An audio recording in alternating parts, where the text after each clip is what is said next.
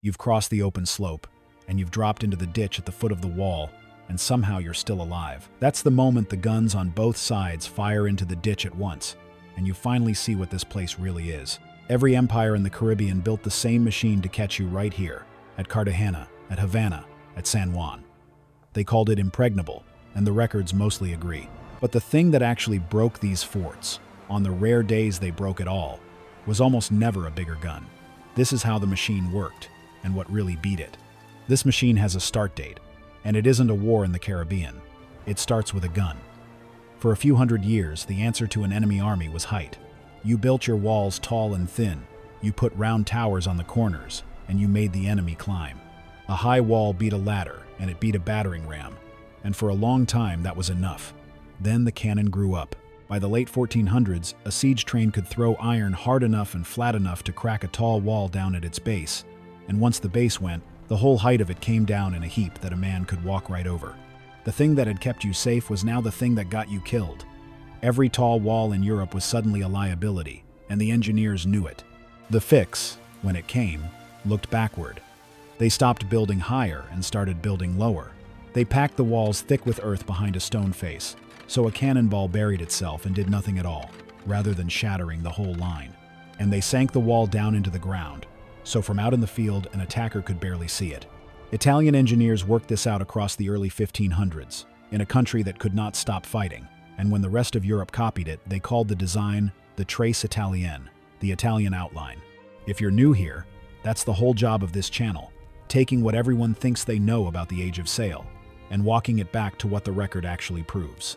Subscribe and stay with me, because that low wall just created a brand new problem, and solving it is where the design turns lethal.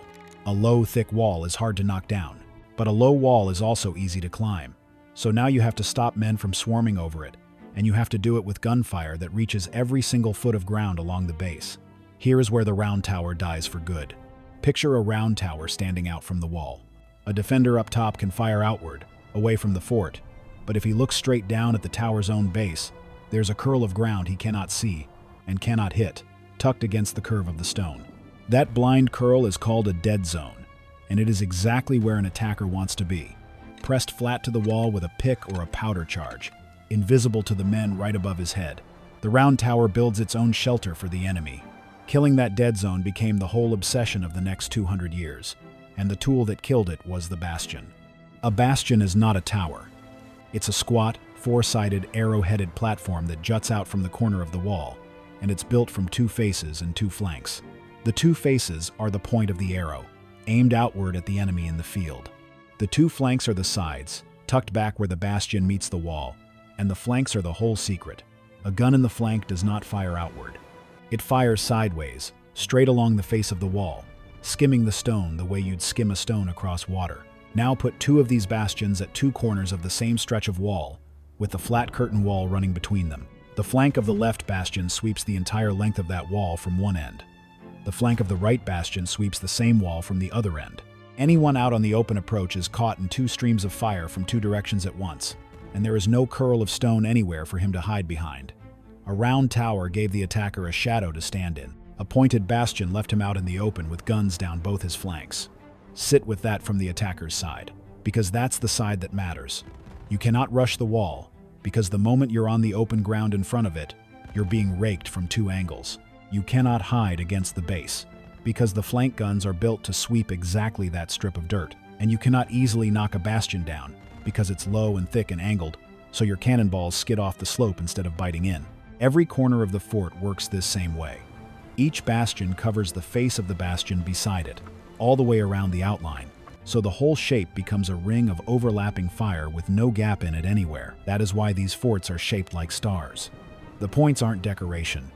Every point is a gun platform watching the point next to it, and the star is just what a wall looks like once every inch of it is covered by something else.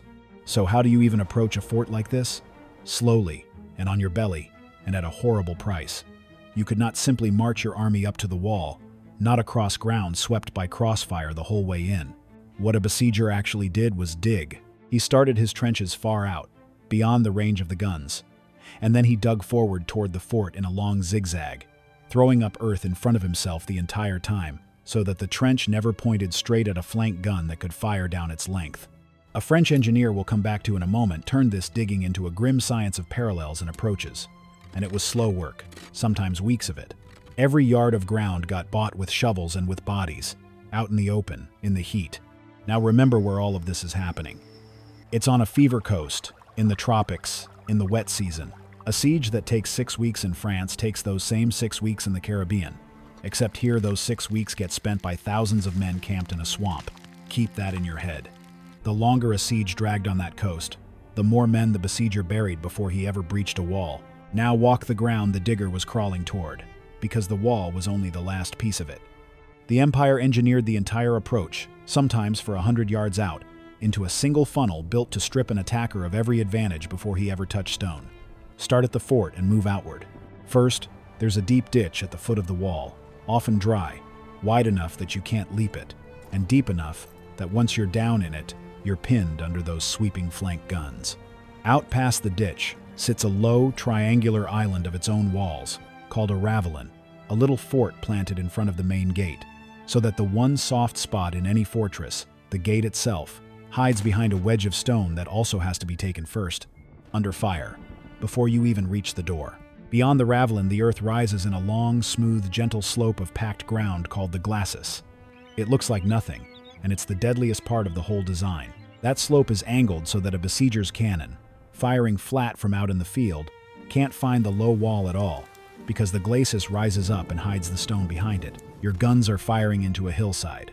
Meanwhile, the defenders on the wall are looking down that same clean slope at ground with nothing on it, and every man climbing it is a target in the open, with no cover for the length of a football field.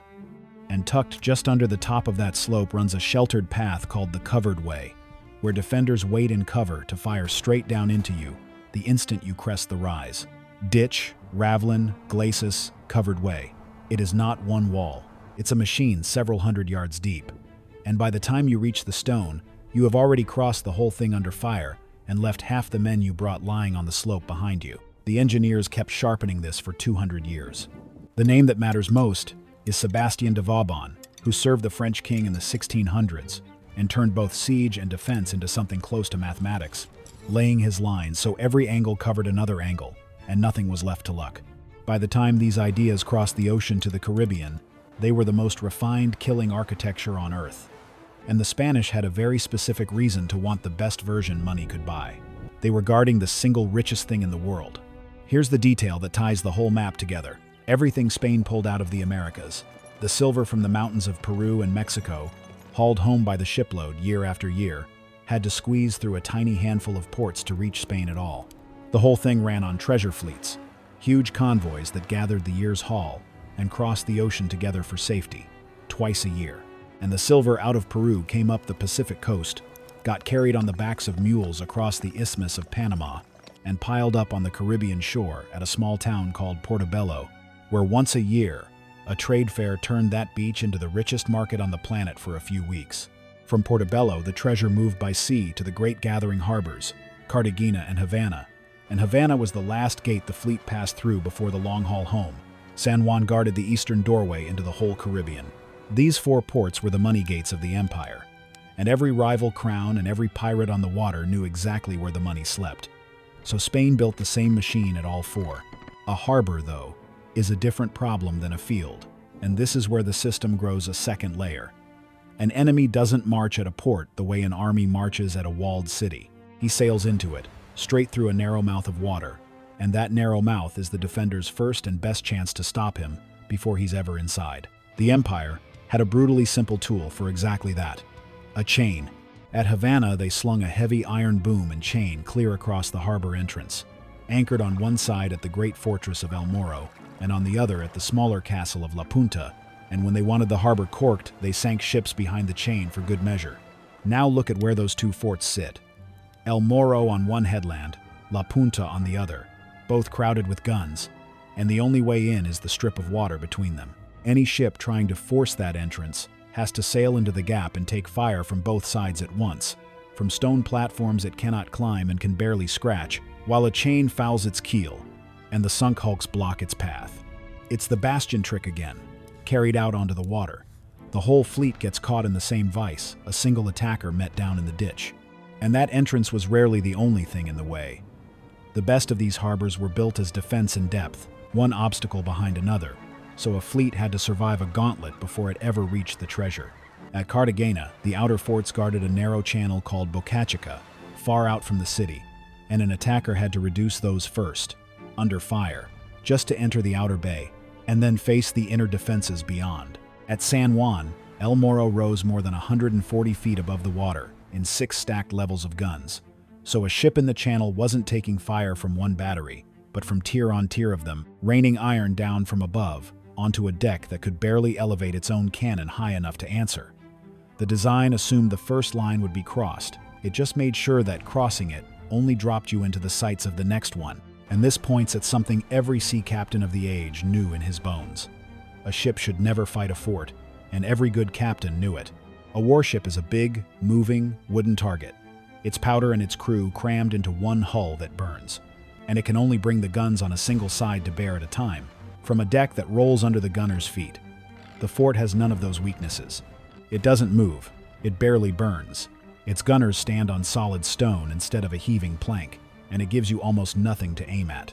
Trade shot for shot, gun for gun, and the stone wins that exchange nearly every time. That is the real reason. Even the most feared privateer of the age got driven off the water at San Juan, and it's why the British at Havana would later refuse to sail into the harbor mouth and chose to claw their way in over land instead. The men who laid out these harbors understood that asymmetry perfectly. They were daring you to do the one thing that got fleets killed. And it's worth stopping to say plainly who built these machines, because the tourist brochures never do. Walls like these took decades to raise, stone on stone, in brutal heat, and much of that labor was forced. Enslaved Africans and conscripted indigenous workers quarried the rock, hauled it, and died in numbers, cutting the ditches and stacking the bastions that kept the empire's silver safe. The fortress that saved Cartagena for Spain was paid for twice over, once in gold from the crown and once in lives that never made it into any ledger. When you stand under those walls today and call them a marvel of engineering, both of those things are true at once. And the second one is the part that usually gets left out of the story. There's a story that gets told about just how much these walls cost. Spain poured so much money into fortifying Cartagena, the tale goes, that a king back in Madrid supposedly called for a telescope, expecting walls that expensive to be visible clear across the ocean. It's almost certainly a legend, and I can't point you to a record that proves he ever said it. But it stuck around for a reason. The forts of the Spanish Main swallowed fortunes, on a scale that made even a joke like that easy to believe. Now let's take the fort with the longest record and watch the empire actually learn this, mistake by mistake. Because the myth of the perfect fortress falls apart the second you see how one was really built. Go to the mouth of San Juan Bay.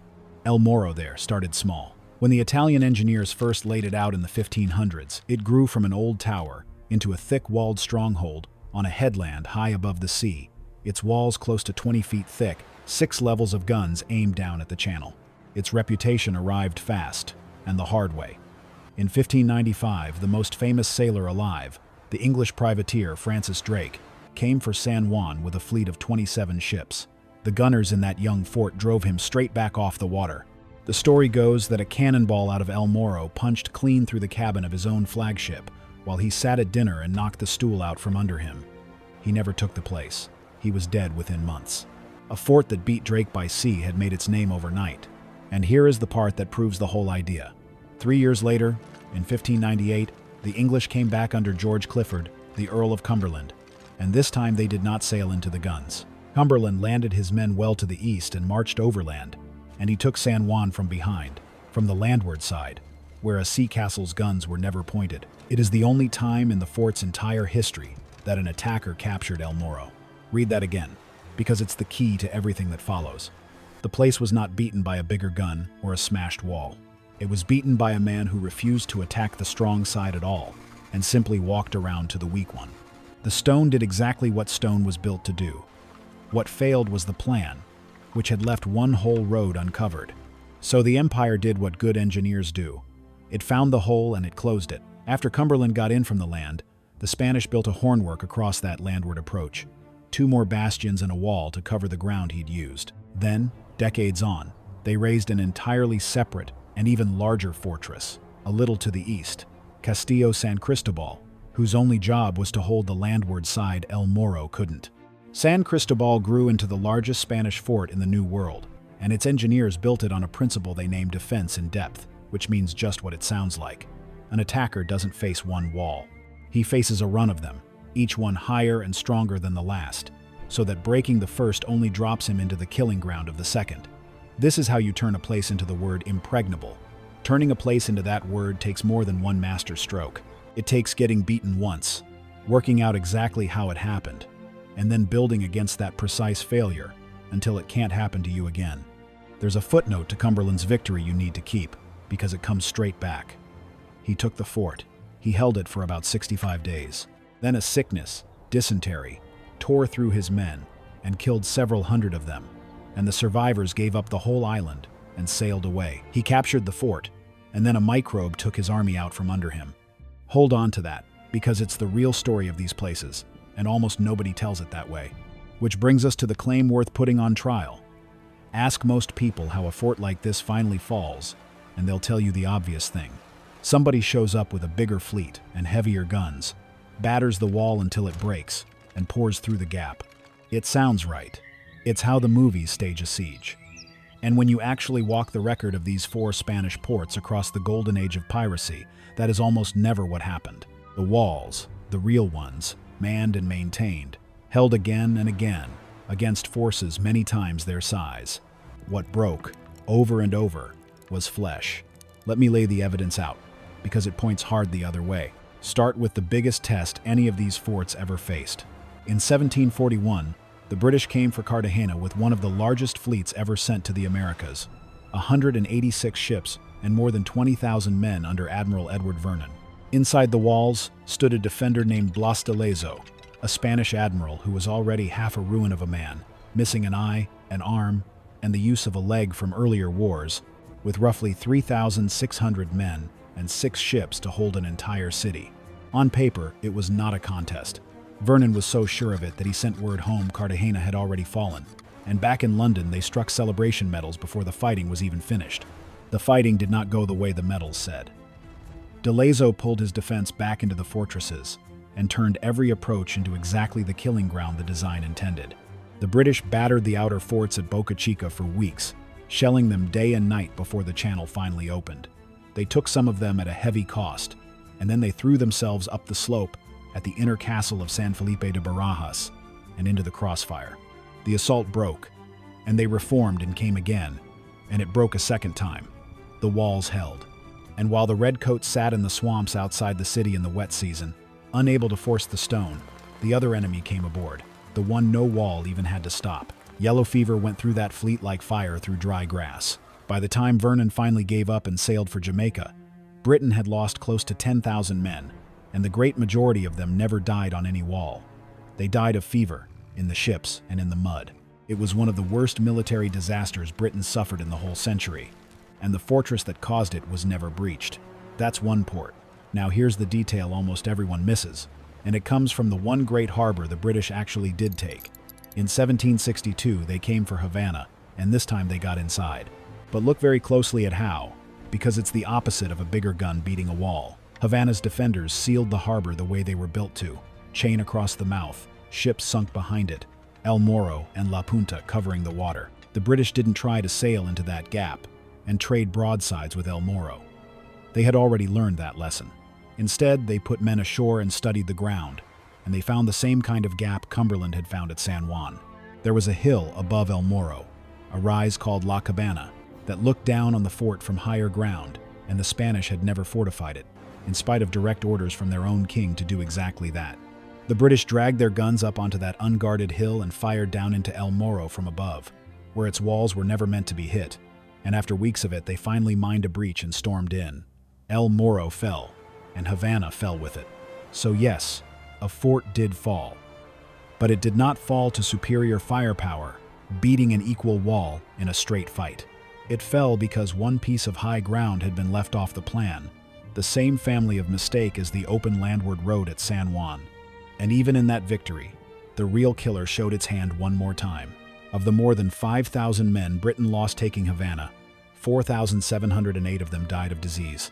Not in the storming of El Morro and not on any wall, but of fever in the trenches. That's 4 out of every 5 men Britain buried in the campaign, killed by the climate and not by the enemy. The Spanish commander at Havana had been counting on precisely that. His entire plan was to hold long enough for the rainy season and the yellow fever to do to the British what his walls alone could not. If you're keeping score, the walls are winning this trial, and the ledger only gets more lopsided at the 4th gate. Portobello is where honest history has to cut both ways. So let's be honest. In 1739, Vernon, the very same man Cartagena would later humiliate, took Portobello with just 6 ships and lost only 3 men doing it. 6 ships. It is the single clearest case of a Spanish treasure fort folding fast, and Vernon became a national hero back home for it. But pull the record on why it folded, and the myth comes apart in your hands. Portobello's forts, by that year, were poorly maintained and badly undermanned. The garrison was a shadow of what it should have been. The upkeep had lapsed for years, and Vernon's ships closed on the lower batteries and overwhelmed a defense that barely existed. The stone was still world-class. There was almost nobody left to fire it, and Portobello carries the darkest proof in the whole argument, from 13 years before Vernon's easy win. In 1726, a different British admiral, Francis Hosier, brought a fleet to that same coast to blockade the treasure port and choke off the silver. He never stormed a wall. He never got the chance to be beaten by one. He sat at anchor off that fever coast, month after month, waiting, and the tropical sickness came aboard his ships and stayed. Thousands of his men died at their moorings, Hosier himself among them. An entire squadron rotted away by disease without the forts firing a single meaningful shot. The port did not need its guns that year. The coast did the killing for it. That is the true face of the Spanish Main. The stone was formidable, but the thing that filled the most graves was the water, the heat, and the fever that bred in both. So put the myth in the dock and read the verdict off the evidence. Were these forts beaten by bigger guns? Once in a rare, while a wall was genuinely overpowered, but walk the whole record of the 4 money gates, and that is the exception, not the rule. Cartagena's walls held, and its ground-broken army with fever. Havana fell to an unguarded hill, and still lost 4 of every 5 dead to sickness. San Juan beat Drake at the water, and only ever fell when a man walked around to the one door nobody had locked, and even he lost his army to disease inside 2 months. Portobello folded a single time because it had been starved of upkeep, and years before that it killed a whole fleet without lifting a gun. The bigger gun is the story we like to tell. The fever is the one the records keep. Here's what that really means, and it's stranger and grimmer than the legend. Impregnable was never a wall. It was a wall, and a full garrison, and a treasury paying for the upkeep, and a dry, healthy season, and one piece of high ground nobody forgot to fortify, all of them holding on the same day. Take any single one of those away, and the whole reputation cracks, no matter how perfect the geometry. The engineers built the finest killing machines of the age, and the record shows those machines mostly worked exactly as designed, turning open ground into a grave. But the Empire's deadliest ally was never the mortar or the cannon. It was the coast itself, the yellow fever and the dysentery, that killed attacker and defender alike, and never once asked which side a man was on.